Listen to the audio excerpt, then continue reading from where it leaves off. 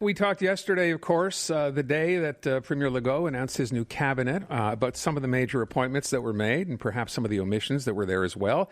But the interesting part, at least for our purposes right now, is the fact that he did include the appointment of Christopher Skeete, who had been the parliamentary secretary to the Premier for relations with the Anglophone community, but now is a full-fledged minister responsible for the fight against racism. Christopher Skeete is on the line. Chris, thanks for being here.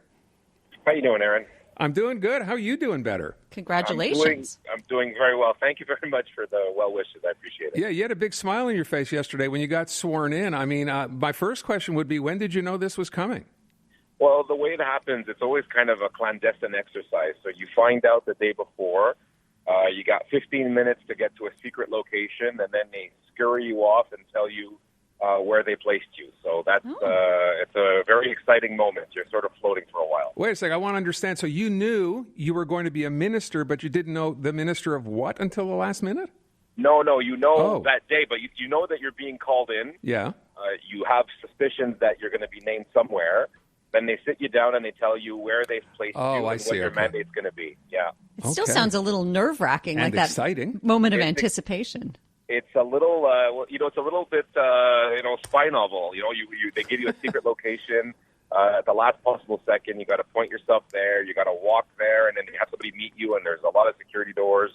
A lot of effort is made to make sure that nothing is leaked, that nothing is known before the time. Hey, not bad for a Dawson grad, and I don't mean that in a bad way. I'm just saying, You know what? We do all right. I have to say Concordia also. Okay. I also have to say Western Laval. Shout out to Western Laval.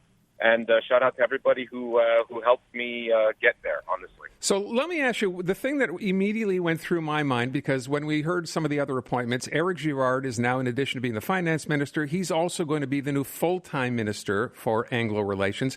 He said he's sort of, putting it in a different way, he kind of petitioned for that job. He wanted that role. You've been working in that capacity in a different way for the last 4 years. Did you want to stay on and maybe keep that job? How did it work? Honestly, the last 4 years for me have been a privilege. I had a chance to meet a lot of members of the English community and talk about the various issues that the community is confronted with. I'm happy that Mr. Girard is in charge of the Secretariat now. There's a lot of good work to do. He has a great professional experience, great professional baggage. I think the Secretariat's in great hands. Did you leave, or at least did you mention to the Premier upon leaving that you thought, we deserved a full-time minister? Because up until now you've been just a parliamentary, assistant, if you will, or secretary. Yeah, but that's something that I've heard a lot in the news. There was a full-time minister. The minister was the prime minister. Yeah, but he had other things to do, Chris. I'm just saying. Well, obviously, but that's to say, let me give you another example where he's the minister of the youth file. He's also the minister of Native Affairs. I mean, so that's to say that other ministers that had those things weren't doing the job, or he was, so he had a lot of things on his plate, granted. But the fact that it was the premier also meant that I had access and tools that other ministers don't. So in my capacity of parliamentary secretary, I never had anything that needed to get done that didn't get done because I wasn't a minister. Okay. Well, which leads to the question, do you think more can get done now that there's a full-time minister? The same thing. Beyond the premier. Well, I think what Minister Girard brings to the table is, as the finance minister, he could sort of say, well, gee whiz, how do I want to fund the Secretariat? And I think that removes a barrier, right? For instance, when I wanted to when I increased the budget for the Secretariat, I had to petition the Minister of Finance, get the buy-in from him, and so that he can find the money to do that. He can petition himself now, and that's an advantage. Okay. You've also been named Junior Minister of Economy, so I assume that means you'll be working quite closely with Pierre Fitzgibbon? Yeah, actually, he's my full-time minister. I'm going to be working with him on numerous economic files. That's a pleasant surprise. I'm really happy to be working with such a strong entrepreneurial man. I think he's going to be a great mentor, but at the same time, we have a lot of economic work to do. We want to really transform and accelerate our transition to a green economy, and I think he's the right guy to do it, and I think I want to learn a whole bunch with him. I'm sorry, what's the rest of your business card going to read now? So you're the minister as far as racism, you're also responsible for Laval, you're also going to be working with, how many business cards do you need? Well, it's actually one business card that's completely full. It reads Junior Minister responsible for the economy, it reads Minister responsible for the fight against racism, and it reads minister responsible for the region of Laval. Wow. So talk to us a little bit about being minister for the fight against racism. There had been a little bit of controversy with your predecessor. Why do you think you're well suited to this role? Well, about that criticism, I think it was not founded. I mean, he's the father of a black daughter. He was married to a black woman. He himself was a victim of discrimination when they tried to get their first apartment. I think he's and he speaks fluent Creole, something I don't do at all. So I think he was well suited to be minister. What's good about my nomination, I would say, is that I was a member of the committee that was formed a couple of years ago. I was also the parliamentary assistant to the file as well with the minister. So I have a pretty good handle on the issues that need to get delivered upon. So obviously the first reaction, I think, from people, and I think we kind of looked at ourselves yesterday as well when we thought, good for Chris Skeete, he's a minister now, is that, this whole thing that's been hanging over this government's head, the Premier's head specifically, this idea of always denying whenever the system or whatever the idea or the topic of systemic racism comes up. The first step, it would seem to me, would be to acknowledge that or not to acknowledge that, Chris, if this is now your new portfolio.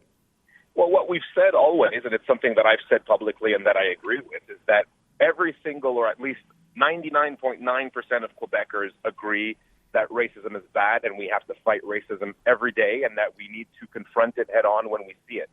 Not everybody agrees on the more academic, more ideological, more divisive term, systemic racism. So I prefer to focus on what unites us, which is fighting racism. And honestly, when I was a victim myself of racism, I didn't really care what it was called. I just wanted it to stop, and that's what we're focusing on. And how do you do that? What's your focus going to be out of the gate? Well, what we did in the action plan that we delivered upon a couple of years ago was we came up with 25 concrete actions. In those actions, we're talking about racial profiling. We're talking about better recognizing immigrant diplomas, right? People who come here from other countries have really good diplomas that we saw it. And then after that, we don't recognize them locally. That gives people a feeling of exclusion that I think contributes to a feeling of feeling discriminated against. We need to fix those issues in order to make Quebec a more inclusive society. So the 25 action plans that we laid out back then, we gave ourselves 5 years to get to the bottom of those. So I'm taking up where my colleague, Minister Charette, left off.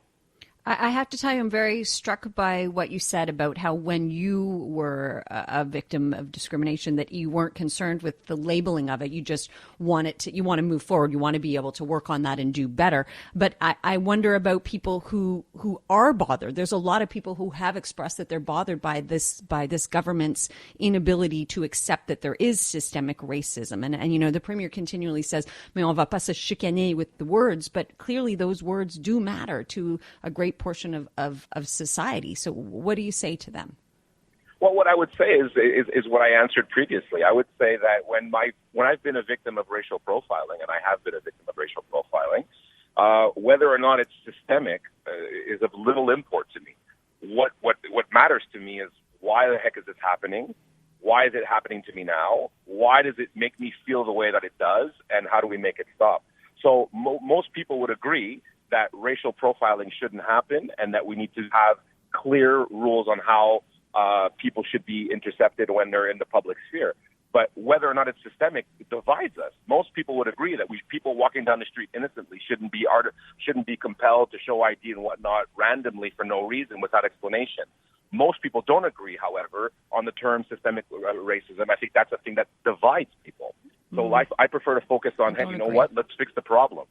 I don't agree, but that's, we can agree to disagree on that. I think you're making my point. We don't agree on systemic racism, but where you and I can have a really good conversation is on whether or not we need to stop racial profiling, whether or not we need to stop not recognizing foreign diplomas, whether or not we need to be more inclusive with people of diversity in the public service. I think we agree on the last three things that I said, which is what I want to focus on, which ultimately I think gets us to the same place.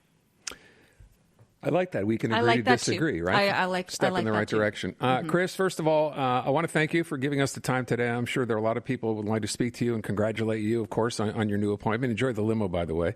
And wish you nothing but the best. Hope we can chat again fairly soon. And you can tell us maybe something positive that is going on vis-a-vis, how we fight racism in this province once you have a real good handle on the file. So thanks again. Appreciate it.